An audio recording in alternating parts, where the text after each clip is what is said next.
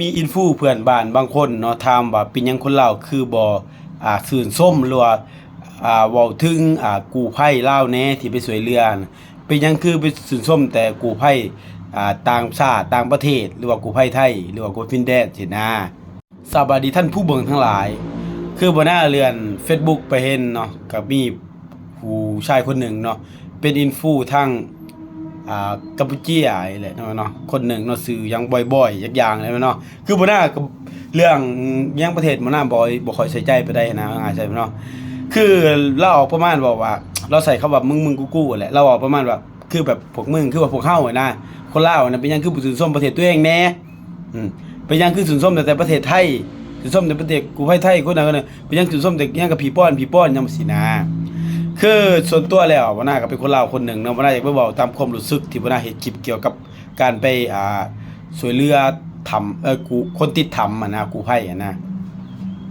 คือความจริงแล้วส่วนตัวบ่น่าฮู้อยู่แล้วว่าคนลาวฮะต้องช่วยกันเต็มที่อยู่แล้วเนาะว่าที่ภาคส่วนใดทุกภาคส่วนเนาะแต่ว่าน่าก็เว้าลงไปได้ในคลิปมาว่าแบบว่าทุกภาคส่วนลาวเนาะว่าสิเป็นใจถึงใจบ่1624แล้วก็ภาคประชาชนทหารตำรวจแม้แต่เจ้าแขวงไสสมบูรณ์เนาะหรือว่าเลขาอิหยังของเจ้าไสสมบูรณ์เนาะตำรวจทหารทุกบ่เนาะแม้แต่เป็นภาคประชาชนต่างๆนะว่าสิเป็นแบบพวกอินฟลูเอนเซอร์ลาวต่างๆเขาก็ไปแจกเครื่องแจกของเต็มที่เนาะแม้แต่เครือข่ายเกี่ยวกับอินเทอร์เน็ตนะเขายังพากันไปสวยนะแม่เนาะแล้วคนอื่นแบบต้องการอย่างใดยังเขากับเต็มที่เนาะของกินของอยากประชาชนนี่ยังบ่ได้ก็ไปเฮ็ดกับข้าวกับน้ำให้กินนะแม่เนาะส่วนประชาชนเป็นวัยรุ่นวัยยังแน่เขาก็สิพากันขนเครื่องขนของขึ้นผู้เพื่อว่าไปให้กู้ภัยนะเนาะคือเฮาฮู้ๆกันอยู่แล้วเนาะว่ากู้ภัยลาวนี่ช่วยเต็มที่อยู่แล้วแล้วบ่น่าเว้าไปทุกคลิปคือกันเนาะว่าเต็มที่อยู่แล้วเนาะแล้วที่นี่เป็นหยังเราต้องชื่นชมกู้ภัยไทยเนาะก็คือแบบว่ากู้ภัยไทยนี่มาช่วยเฮาตลอดหมายความว่าตั้งแต่เรื่องอ่าเขื่อนแตกอยู่อัตตปือจำได้บ่พี่น้องตั้งแต่ปีหยังเลยจำบ่ได้เนาะเขื่อนแตกกันน่ะกู้ภัยไทยนี่แทบสิว่าเป็นกู้ภัยตำอิฐเลยที่เขาไปช่วย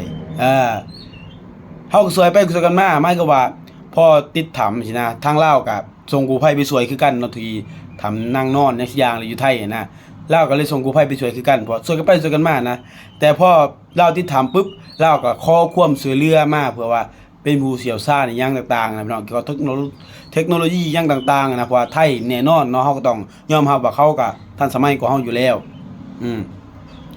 เอาง่ายๆซะก็คือคนลาวทุกคนฮู้ดีอยู่แล้วว่าลาวเฮานี่เฮ็ดเต็มที่อยู่แล้วกู้ภัยบ่ว่าสิเป็นทุกหน่วยงานเนาะบ่น่านี่ชื่นชมจากใจจริงๆแต่มือตำอิฐพุ่นเนาะที่เขาไปช่วยเนาะก็มีแต่ลาวนี่แหละเนาะเขาไปช่วยกันก่อนจนคิดว่ามันบ่ได้อีหลีรอเขาจังประสานไปทางกู้ภัย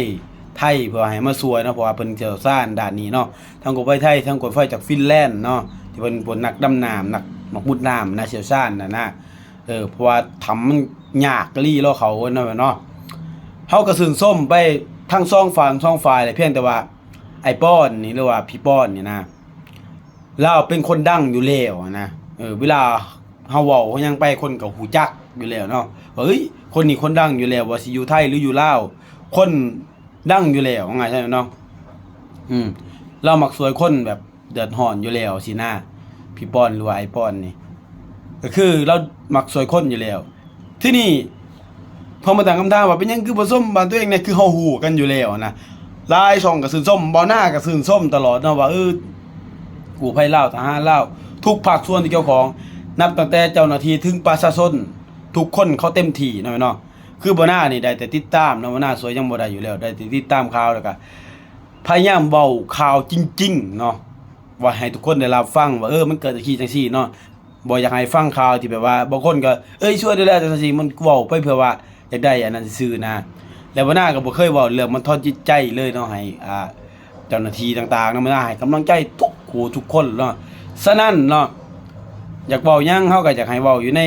บ่อยากให้เว้าไปเรื่อยๆนะบ่อยากเอาเป็นประเด็นแบบว่าเป็นประเทศมาแบบมั่วซั่วตัวเลงกันเลยนะพี่น้องแบบเป็นหยังคือต้องเว้าประเทศตัวเองคือบ่เว้าคล้ายๆก็แบบเว้าให้เฮาผิดใจกันบ่ได้จะได้เฮาก็บ่ฮู้เนาะฉะนั้นเฮาเว้าแบบให้เข้าใจว่าเฮาก็ส้มทุกบอนทุกคนนั่นแหละบ่ได้ส้มแต่ผู้ใดผู้หนึ่งเนาะฉะนั้นให้เข้าใจแบบนี้เนาะ